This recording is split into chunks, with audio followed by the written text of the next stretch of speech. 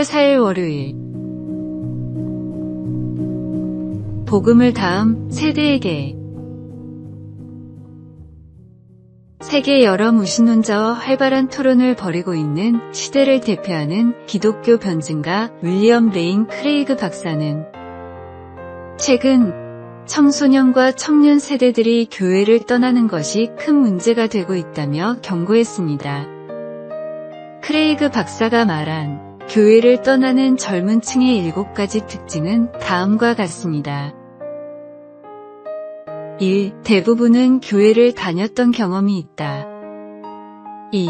복음과 관련 없는 설교를 많이 들었다. 3. 용기를 낸 솔직한 질문에 진부하거나 성의 없는 답을 받았다.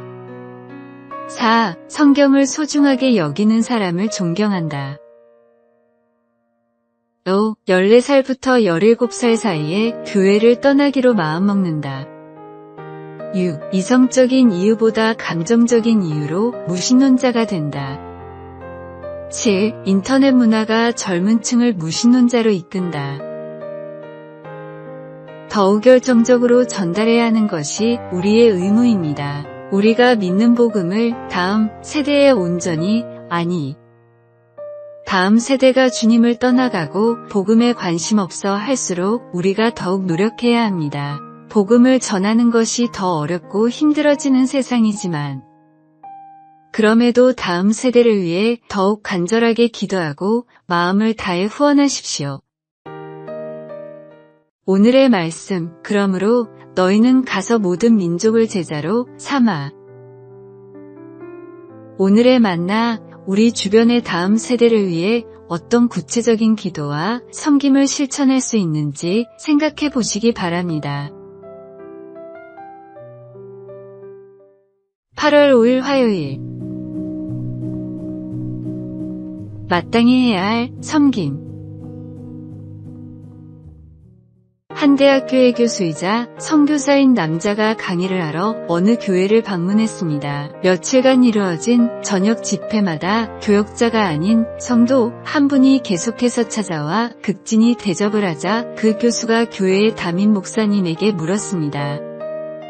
저분은 교역자도 아닌데 어떻게 저렇게 매일 교회에 와서 섬기실 수가 있나요? 아무 일도 하지 않고 집에만 계시는 분인가요? 목사님은 천만에요. 직장도 있고 가정도 있습니다. 게다가 지역 사교 모임에서도 아주 중요한 일을 맡고 계십니다. 라고 말했습니다. 이 말을 듣고 놀란 교수가 그 성도를 찾아가 바쁜 와중에도 매일 교회에 와서 섬길 수 있는 비결을 묻자 그는 다음과 같이 대답했습니다. 건강한 그리스도인이라면 마땅히 해야 할 일이라고 생각합니다. 직장, 가정, 사회, 교회의 모든 영역에서 직분을 잘 감당해야 하는 것이 우리의 사명 아니겠습니까?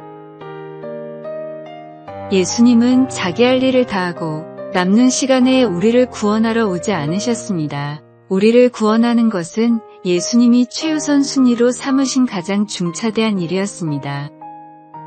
가장 귀한 것을 주신 주님을 우리의 자투리 시간에 섬기고 생색을 내지 마십시오. 오늘의 말씀, 내가 너희에게 행한 것 같이 너희도 행하게 하려 하여 본을 보였노라. 오늘의 만나, 주님을 섬기는 일이 의무가 아닌 특권임을 깨닫고 온전한 마음으로 헌신하는 삶을 살아가시기 바랍니다. 8월 6일 수요일. 주님의 피드백을 받는 삶. 모든 학생이 커닝을 하는 반이 있다고 생각해 보십시오. 여러분의 자녀만은 양심을 지키겠다고 커닝을 하지 않았습니다. 대신 반에서 꼴등을 했다면 여러분은 자녀에게 무슨 말을 해주겠습니까? 왜 선생님에게 말하지 않았니? 라고 하겠습니까? 아니면 경쟁에서 이기려면 너도 커닝을 할 수밖에 없어라고 하겠습니까? 교육 전문가들은 자녀를 잘 키우기 위해서는 일어난 상황보다 올바른 부모의 피드백이 더 중요하다고 입을 모아 말합니다. 위와 같은 상황에서 가장 이상적인 부모님의 피드백은 너만이 스스로의 실력으로 시험을 본 진짜 승리자란다. 양심도 지키고 진짜 실력도 키웠으니 자신감을 가지렴이라고 합니다. 부모로부터 이런 피드백을 받은 자녀는 정말로 중요한 것이 무엇인지를 깨닫게 됩니다.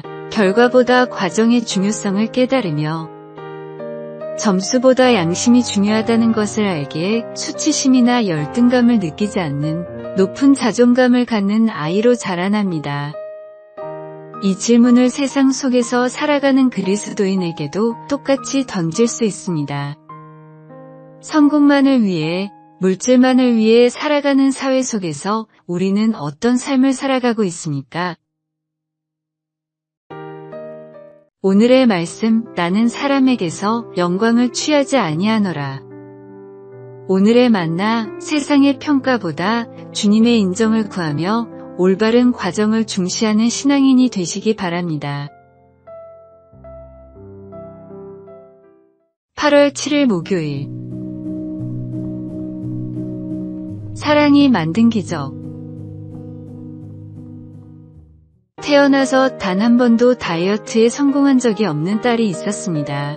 그녀는 학창시절 내내 먹는 걸 너무 좋아했고 수없이 다이어트를 시도했지만 매번 실패했습니다. 마음만 먹으면 할 수 있을 거라 생각했지만 늘 작심삼일에 그쳤고 체중은 점점 늘어갔습니다. 하지만 그런 딸에게 어느 날 인생을 송두리째 바꿔놓을 일이 생겼습니다. 사랑하는 어머니가 간경화로 쓰러졌고 유일한 희망은 생체간 이식뿐이었습니다. 검사를 받은 결과 딸의 간이 이식에 적합하다는 소식이 들려왔습니다. 하지만 큰 문제가 있었습니다. 바로 딸의 건강 상태였습니다. 과체중과 심한 지방간으로는 이식을 할 수 없었던 겁니다. 그날 이후 딸은 변했습니다.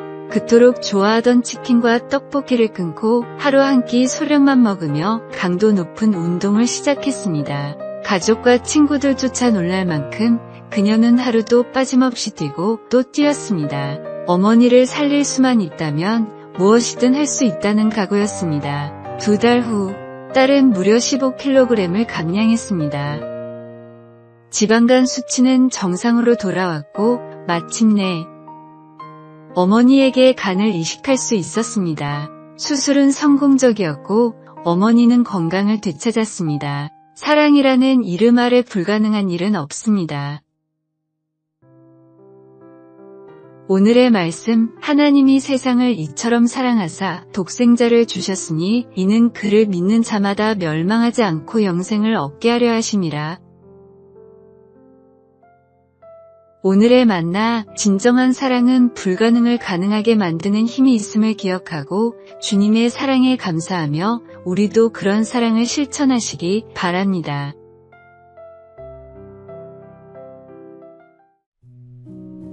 (8월 8일) 금요일. 복음의 씨앗. 누가복음 8장에서 예수님은 씨 뿌리는 자의 비유로 사람들을 가르치시면서 세상에는 4가지 밭이 있다라고 말씀하셨습니다. 4가지 밭은 크게 좋은 밭과 나쁜 밭으로 다시 나눌 수 있습니다. 좋은 밭은 뿌려진 씨가 30배, 60배, 100배의 결실을 맺는 옥토입니다. 반면 나쁜 밭은 이런저런 이유로 제대로 결실을 맺지 못하는 길가에 있는 밭, 돌과 자갈이 널린 밭, 가시덤불이 깔린 밭입니다. 이 비유를 보는 사람들은 대부분 좋은 밭과 나쁜 밭에 집중하고 있습니다. 그러나 예수님은 다음에 2가지 사실을 가르치기 위해 이 비유를 사용하셨다고 합니다. 첫째, 농부의 은혜입니다. 밭이 아무리 좋아도 씨가 뿌려지지 않으면 결실을 맺지 못합니다. 하나님의 은혜가 아니면 우리가 아무리 좋은 밭이라 하더라도 스스로는 열매를 맺을 수 없습니다. 둘째, 복음을 전해야 할 의무입니다. 농부는 딱 봐도 어떤 밭이 좋고 나쁜지 알 텐데도 이와 상관없이 부지런히 씨를 뿌렸습니다. 모든 사람이 구원받기를 원하는 것이 하나님의 마음이라는 것을 알았기 때문입니다. 누구보다 죄인이고 악한 우리의 마음에도 주님이 복음의 씨앗을 뿌려주신 것처럼 우리 주변에 있는 사람이 누구인지를 막론하고 부지런히 복음의 씨앗을 뿌리십시오.